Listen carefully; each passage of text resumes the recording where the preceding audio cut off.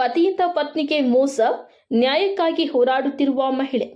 ಕಳೆದ 4 ವರ್ಷಗಳ ಹಿಂದೆ ತನ್ನ ತಂದೆ ತಾಯಿ ಸಾಲ ಸೋಲ ಮಾಡಿ ಕಷ್ಟಪಟ್ಟು ಮದುವೆ ಮಾಡಿದ್ದ ಮಹಿಳೆ ನ್ಯಾಯಕ್ಕಾಗಿ ಬೀದಿಗೆ ಇಳಿದಿರುವ ಘಟನೆ ಚಿಂತಾಮಣಿ ನಗರದಲ್ಲಿ ಬೆಳಕಿಗೆ ಬಂದಿದೆ. ಚಿಂತಾಮಣಿ ನಗರದ ವಾರ್ಡ್ ನಂಬರ್ 26 NNT ಬಡಾವಣೆಯ ವಾಸಿ ವಾಸಿದ್ ಬೇಗ್ ಅವರ ಪುತ್ರಿ ತಬ್ಸುಮ್ ಬೇಗಂ ಅವರ ವಿವಾಹ ಸದರಿ ವಾರ್ಡಿನ ಮೆಹಬೂಬ್ ಖಾನ್ ಅವರ ಪುತ್ರ ಸಲ್ಮಾನ್ ಖಾನ್ ಅವರೊಂದಿಗೆ ಆಗಿದ್ದು 1 ವರ್ಷದ ಗಂಡು ಮಗು ಇದೆ. ಇತ್ತೀಚೆಗೆ ಸಲ್ಮಾನ್ ಖಾನ್ ಮೊದಲನೆಯ ಮದುವೆ ಮುಚ್ಚಿಟ್ಟು ಬೇರೆ ವಿವಾಹ ಇಲ್ಲಿನ ಸಬ್ ರಿಜಿಸ್ಟರ್ ಕಚೇರಿಯಲ್ಲಿ ಮಾಡಿಕೊಂಡಿದ್ದು ನನಗೆ ಮೋಸ ಮಾಡಿದ್ದಾನೆ ಎಂದು ತಬ್ಸುಮ್ ಬೇಗಂ ಕಾನೂನು ಹೋರಾಟಕ್ಕೆ ಮುಂದಾಗಿದ್ದಾಳೆ.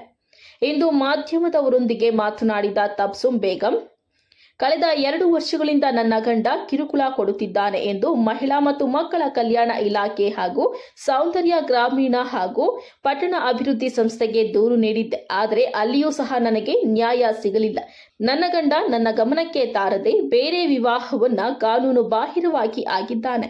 ಈ ಕುರಿತು ನಾನು ನ್ಯಾಯ ಸಿಗುವವರೆಗೂ ಕಾನೂನು ಹೋರಾಟ ಮಾಡುತ್ತೇನೆ ಎಂದು ವಿವರಿಸಿದ್ದಾರೆ. अस्सलाम वालेकुम रहमतुल्लाहि व बरकातुहू। मेरा नाम तबस्सुम बेगम, हमें शांति नगर में हिंसो।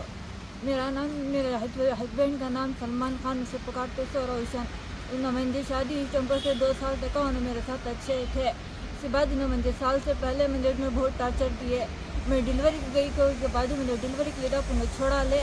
उसके बाद उन्होंने मुझे आए भी नहीं, पूछे भी नहीं उन्होंने बाद उसके बाद मैं जाकर महिला संघ में कंप्लेंट आई हुआ थी तो मुझे उन्होंने दूसरी शादी कर ली। को बोले उन्होंने उनके घर वाले मुझे बहुत टॉर्चर देते थे। उनके हमारे नंडे भी मुझे बहुत टॉर्चर देते थे।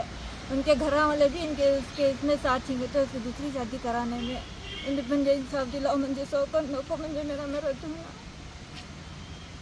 संघे को हमें गए थे। उन्होंने महिला संघे से उन्होंने खाली डेटाओं पर डेटा लेकर ही मुझे एक बच्चा है, मुझे इंसाफ होना। मेरा शौहर मुझे बहुत टॉर्चर देता था। मुझे मेरा शौहर होना, मुझे उसे डिवोर्स निकाल कांदे उसे मैं शौकन के साथ में रहती नहीं। महिला संघे के दफ़ा मैं शादी कर लिए थे, रिपोर्ट हम पूरे ही महिला संघे को हमें जाकर वो भी पूरे ही रिपोर्ट उन्होंने महिला संघे से क्या भी एक्शन ले रही नहीं। मुझे इंसाफ होना, मुझे कानून के हिसाब से मुझे इंसाफ होना।